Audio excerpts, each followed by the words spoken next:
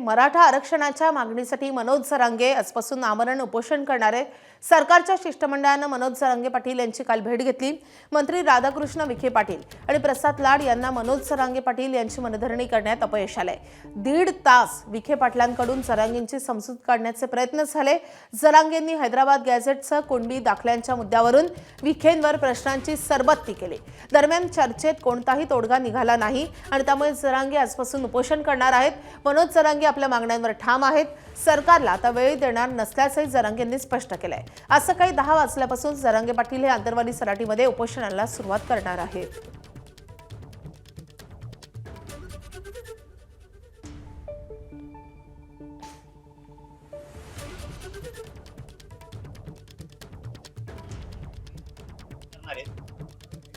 ते सचिवांना विचारणार आहेत आणि नंतरच सांगणार आहेत। पहिल्यांदा तसं नव्हतं वाटतं, डायरेक्ट तेच सांगायचे हे करू ते करू।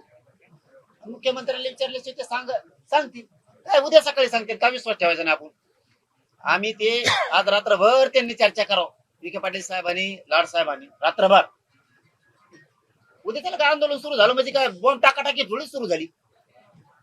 उद्या दिवसभर येतील ते आंदोलन, उन्हात होणार आणि कठोर आमरण उपोषणच होणार। ते आले, त्यांनी काही गोष्टी सांगितल्या, ते नंतरचा भाग राहील, माघार नाही।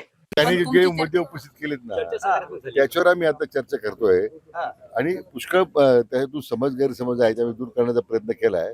पण काही मूलभूत मुद्दे राहिलेले त्यांनी उपस्थित केले तेव्हा आम्ही आता आम्ही त्याच्यावर चर्चा करतोय आणि नाही सांगतो मग तुम्ही अपदा हे सगळं सांगितलं काय राहणार। एबीपी माझा, उघडा डोळे बघा नीट।